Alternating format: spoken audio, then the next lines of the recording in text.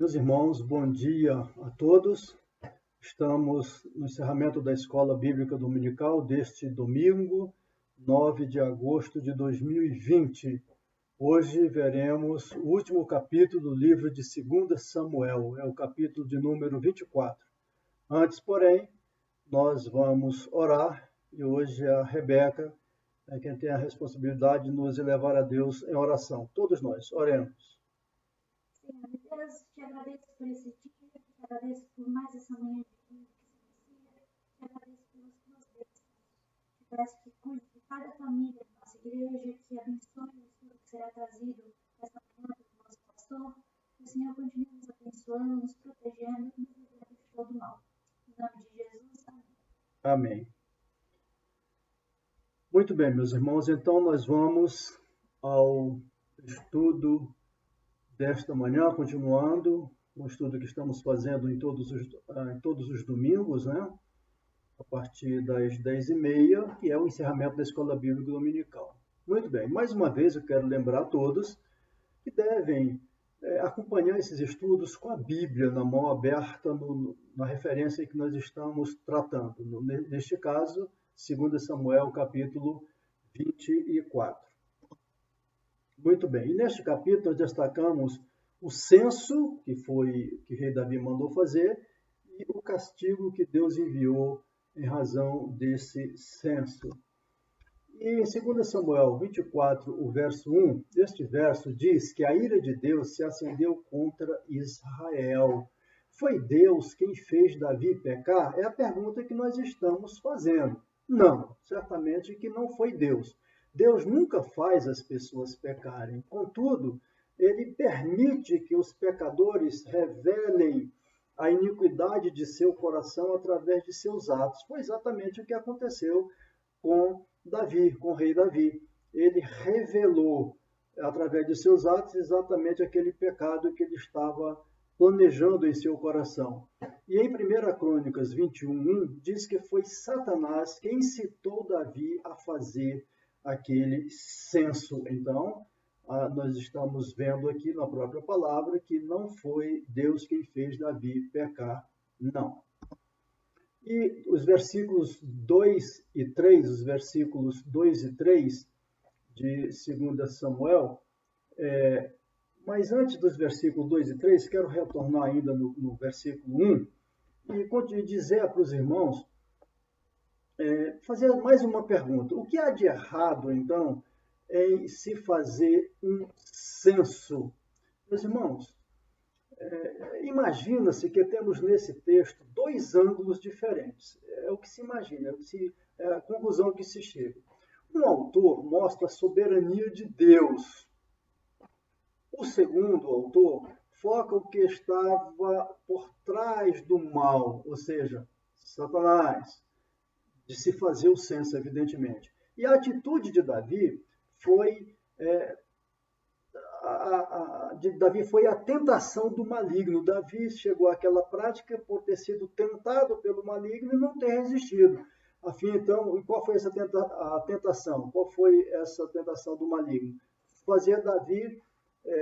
Levar Davi a fazer algo que não fosse do agrado de Deus. Aquele censo não estava sendo do agrado de Deus. O que há então de errado em se fazer um censo? Tudo faz crer que Davi estava colocando suas esperanças e confiança na grandeza do exército de Israel e não no poder de Deus. Vejam como as coisas acontecem na nossa vida. Simplesmente Davi, que viveu sempre na dependência de Deus, de repente ele imagina-se que ele estava ali confiando naquele seu exército para manter a ordem, a tranquilidade, e esquecendo-se um pouco de Deus. Então, foi por isso que a ira de Deus se acendeu contra Israel. E então agora, nos versos 2 e 3, nós vemos aí que Joabe reluta em cumprir a ordem de Davi. Meus irmãos, nesses versos 2 e 3, Joabe, ele reluta em cumprir as ordens, porque Israel agora estava em paz. Não havia necessidade daquele censo naquela época e naquele instante.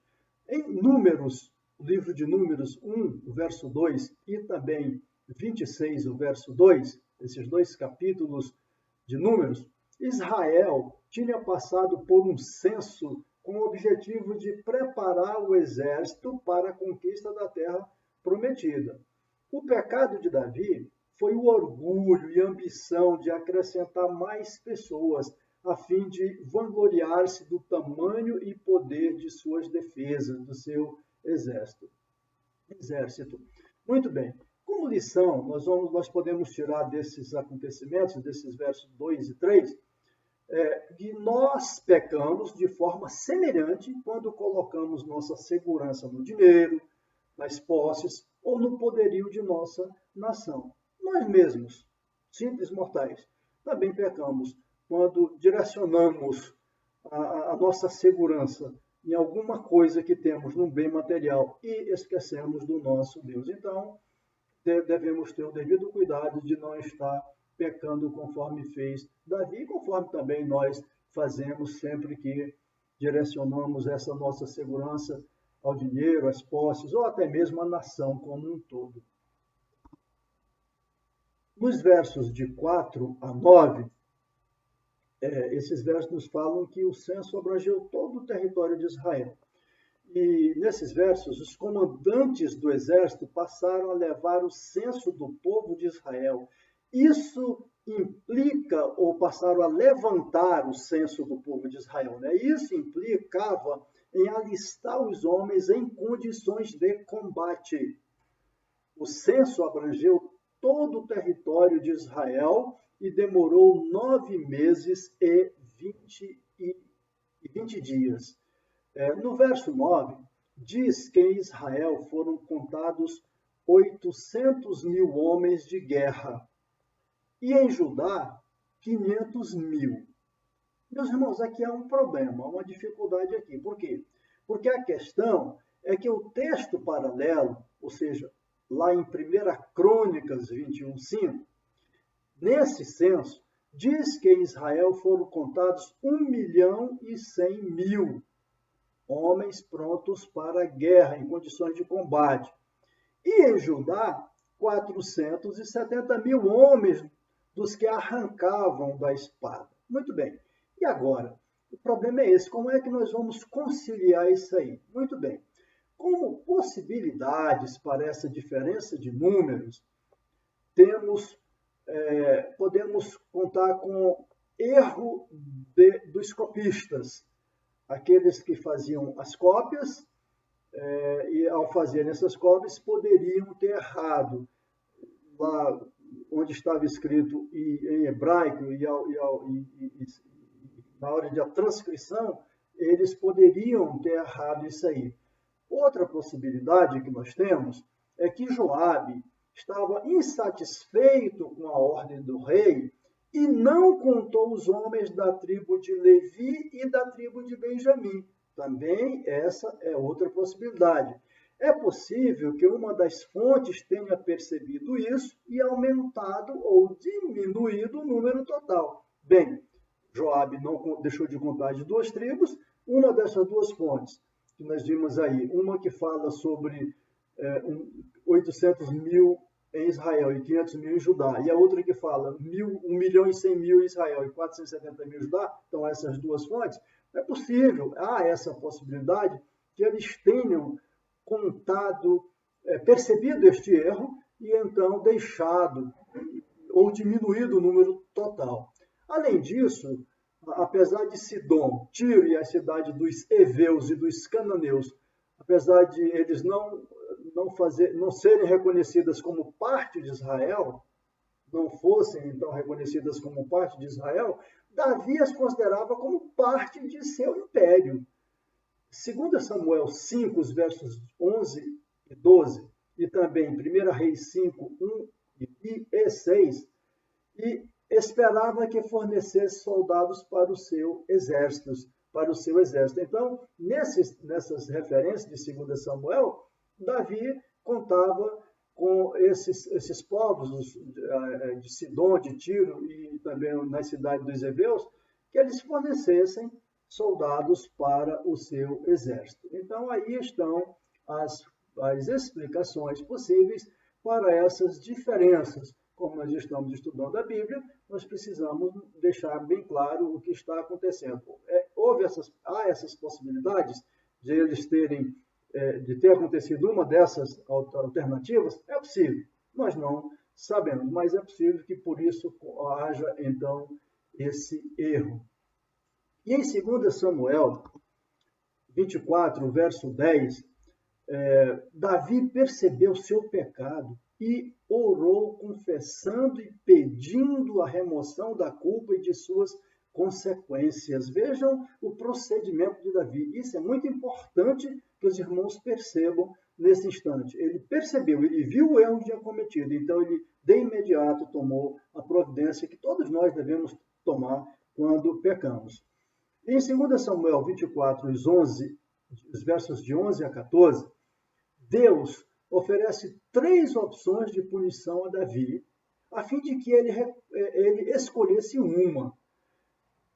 7 anos de fome foi a primeira opção, 3 meses fugindo dos inimigos ou 3 dias de peste. Olha, Davi decidiu, de acordo com o princípio de sua dependência da misericórdia do Senhor, e essa decisão foi por isso, porque ele sempre dependeu da misericórdia de Deus, em contraste com a desumanidade do homem, de quem ele tinha motivo para desconfiar. Então, a decisão de Davi nesse instante disse, eu quero ficar na dependência de Deus, eu quero ser punido pela punição que está sob o controle dele, que ele estará me mandando. Agora, me colocar na posição, na dependência de homens, me colocar sob o jugo de homens, são pessoas maldosas, perversas, e o sofrimento ainda será maior. Esse foi mais ou menos o pensamento do rei Davi. E nos versos 15 e 16, a peste sobre Israel, né? Foi a peste que veio sobre Israel, foi o que ele escolheu, aquela peste, 3 dias de pestes, né? A disseminação de uma doença inexplicável, incurável e fatal. É algo que causa pavor. Pavor violento, você está muito bem e de repente uma doença aparecer inexplicavelmente, uma doença que não tem cura, uma doença fatal, seria, assim, guardadas as proporções, semelhante ao que estamos passando aqui hoje. O Covid ainda não tem cura, 100%, ainda não há cura, e está levando muitas pessoas ao óbito. Então, no território de Israel, de Dan e Berseba, morreram 70 mil homens. Vejam quantas pessoas morreram no território de Israel por conta daquela peste, daquela alternativa que Davi escolheu. Quando o anjo da destruição chegou a Jerusalém, aqui arrependeu-se o Senhor do mal, ou seja, nesse versículo nós estamos vendo, 15, 16, tem essa expressão, arrependeu-se o Senhor do mal. Há que se destacar aqui que o verbo Yanaem significa sofrer tristeza por causa de. Então, quando está dizendo arrependeu-se, não é que Deus se arrependa. Deus não se arrepende de nada. Apesar de ter essa expressão na Bíblia, ela tem sempre um sentido como aqui. Não significa que ele seja como o homem que, por razões outras, falha e se arrepende daquilo. Não. Deus já sabe o futuro, Deus conhece, Deus não se arrepende. A palavra Yanaem significa exatamente sofrer tristeza por causa de. Deus entristeceu-se, estava triste por causa do sofrimento do povo de Israel. Outra forma de dizer seria, o Senhor se compadeceu de tão grande desgraça que estava sobre o povo de Israel. Então, em lugar de dizer que ele se arrependeu, poderíamos dizer, o Senhor se compadeceu de tão grande desgraça sobre o povo de Israel. Essa atitude de Deus prova que Davi não se equivocou em sua confiança, pois no juízo o Senhor usou de misericórdia. Vejam, Davi escolheu estar nas mãos de Deus, mesmo que para um sofrimento, mas não se colocar nas mãos dos homens que são maus, que são perversos. E em 2 Samuel 24, verso 17, nós temos aí a oração de Davi se destaca pelo fato de ele admitir pela segunda vez que errou. Porque a primeira vez foi lá no verso 10. E também por chegar ao ponto de chamar o juízo do Senhor sobre si e sua família, a fim de ver poupado o seu povo. Então vejam como se destaca esta oração de Davi. Ele admite o seu erro, ele chama o juízo sobre ele e a família dele. Os versos 18 e 19, nós temos aí que a resposta divina veio por meio do profeta Gade, e não diretamente a Davi. A eira de Araúna devia ser o local de ofertas de sacrifício em um altar que Davi levantaria. Então, os irmãos lendo esses dois versos, 18 e 19, vão ver exatamente sobre essa eira de Araúna que Davi foi lá para adquiri-la, para comprá-la, a fim de que ele pudesse, então, levantar ali um altar. E em 2 Samuel 24, os versos 20 e 21, geralmente as eiras ficavam numa elevação. Pressupõe-se alguma área ao norte da cidade de Davi. A ameaça de morte causada pela peste tornava a negociação do preço da eira algo de urgência incomum, a fim de que os sacrifícios pudessem ser oferecidos, porque o mais rápido possível, Davi queria oferecer então aquele sacrifício para se livrar daquela peste, daquela doença. E os versos 22 e 23, nos versos 22 e 23, o fato de estar negociando com o rei e a pressão das circunstâncias deixaram Araúna em situação um pouco confortável. Araúna chegou a oferecer gratuitamente, até mais do que Davi pedira. E no verso 24, nós temos aí que Davi está ansioso para cumprir suas obrigações, tanto para Araúna quanto para com Deus.